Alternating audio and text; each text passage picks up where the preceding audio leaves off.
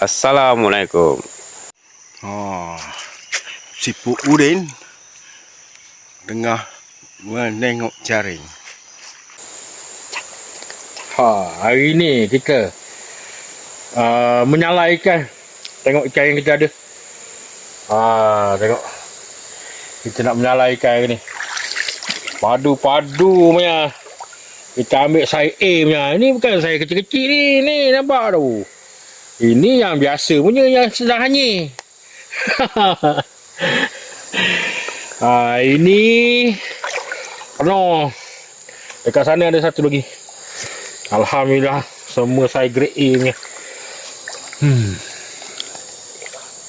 Ikan biasa-biasa je ni.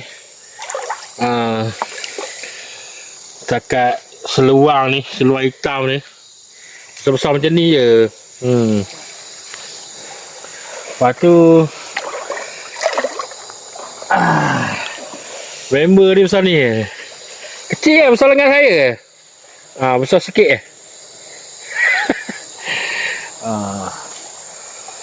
Yang besar-besar saya lepas.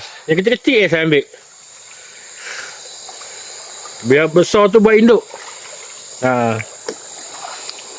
Okay. Jatuh besar ni. Seluar hutan. Orang hutan ni. Ni seluar hitam. Ni seluar hutan. Dah ni penuh. Oh, besar kasut pada ikan. Kasut saya 9. Baru mantap. Lesen 2025. Mahal ni kena cepat.